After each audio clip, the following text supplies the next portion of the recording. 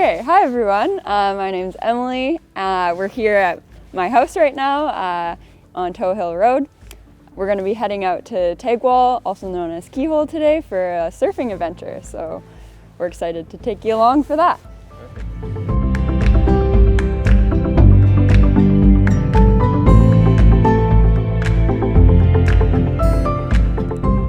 So before we head out to Tagwaal today, we're going to check our conditions, the weather forecast, make sure there is going to be surf today, get our gear prepared.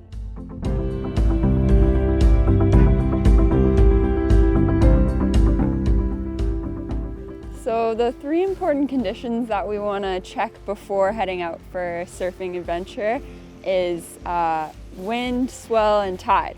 So swell is the open ocean wave that's unbroken and it's traveling through the ocean, and once it reaches the beach, that's when it breaks, and that's the wave that we can surf.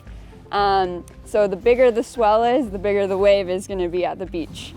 I personally don't like surfing the really big waves, so I always look for a smaller swell. Anywhere between 5 to 8 feet is pretty ideal for me. Other people like to surf really big waves, and I like 5 feet to 8 feet.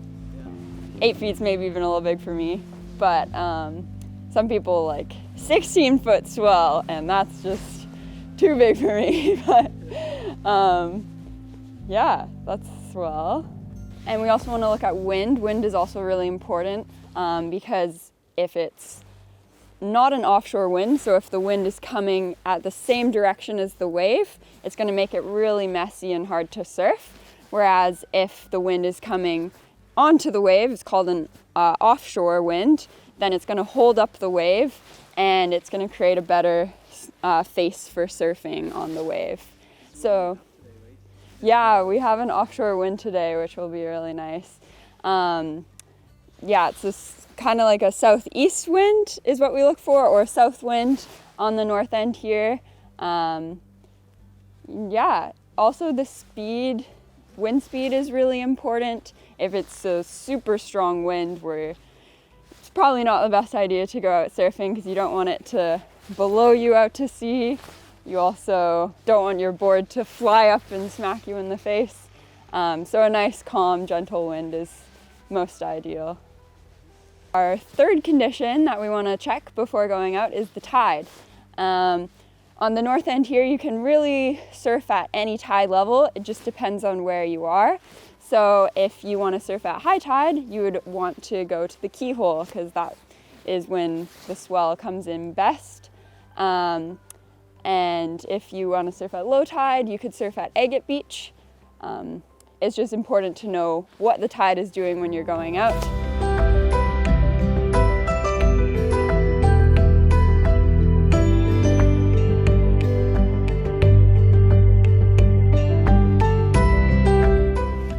So I like to check a few different apps and websites before I go out to look at the current conditions.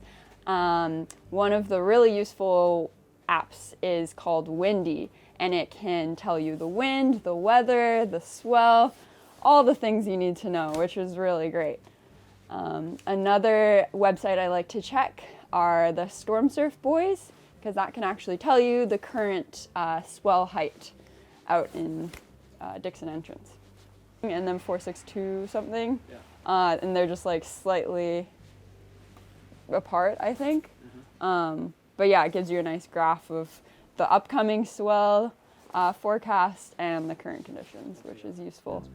Yeah, so it's really important that we have the proper gear to keep us safe and warm when we're surfing. We all know how cold the water here is on Haida Gwaii, so we want to make sure we have a nice thick wetsuit we can wear in the water. And it can be a bit of a struggle to get a wetsuit on sometimes.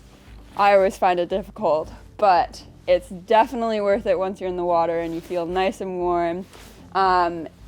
With your wetsuit, you're going to want to wear a hood to keep your head warm, boots to keep your feet warm, and gloves to keep your hands warm. Yeah, so if you don't have all the gear you need for surfing, you can always contact North Beach Surf Shop. They will rent out wetsuits, boots, gloves, surfboards, boogie boards, whatever you would like for your fun day in the water.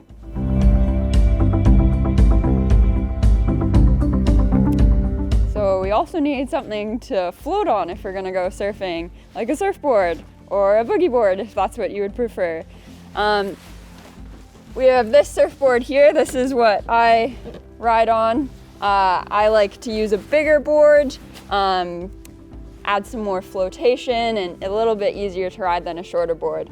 There's so many different types of boards you can find out there, but I think starting with a bigger board is always best. So this is the surfboard here. We have the back end, which is called the tail, the front end, which is called, what is it called actually? The tip, I don't know. The tail and the tip, I think, yeah. The front end, which is called the tip. The sides are called the rails, and the top is called the deck. On the bottom, we have our fins, and there are many different setups you can have. I just have 2 fins because some of my other fins actually fell out. But you can have anywhere between 1 to 5 fins. Some people have no fins, and it's fun anyway. Yeah. Oh, and then we also have our leash attached to our board. This is really important so we don't lose our board in the water, and to avoid hitting other people with our board in the water too. So this attaches around your ankle, and yeah.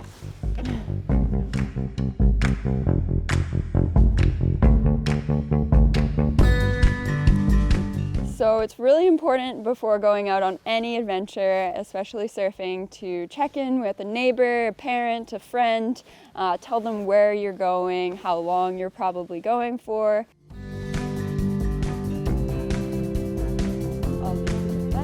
We're going out surfing today. I always like to go with someone else. Usually I end up going with Ravi because we live in the same house.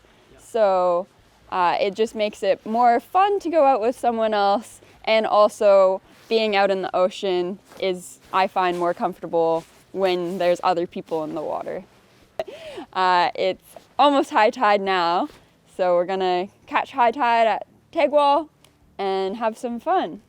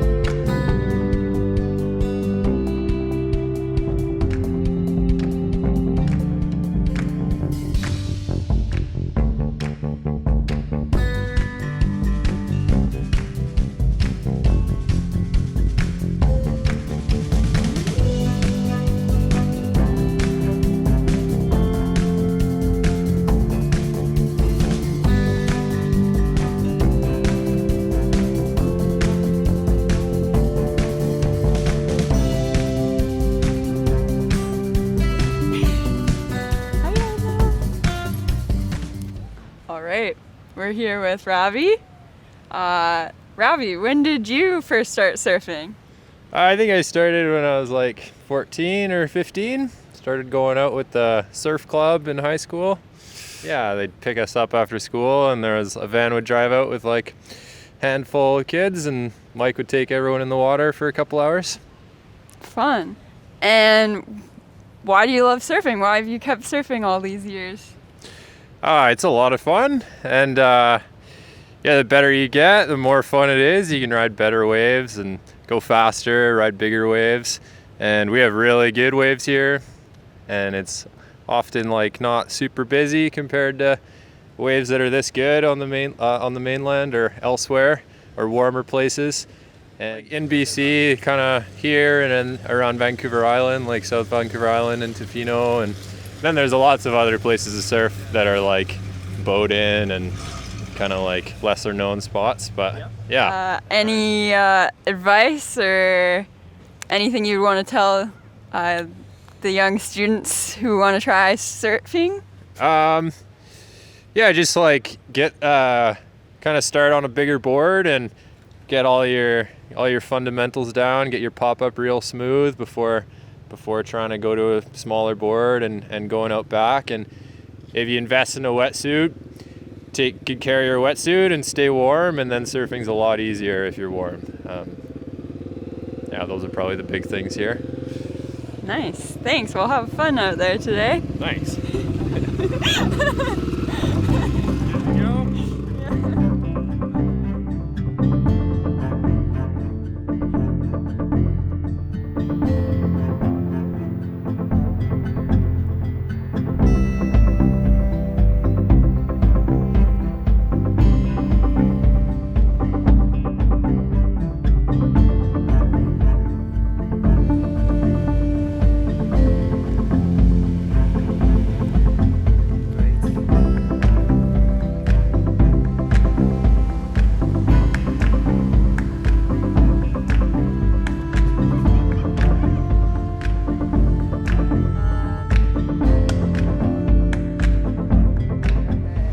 So surfing is a really hard sport, and it takes years and years of practice to surf the big waves and surf them comfortably.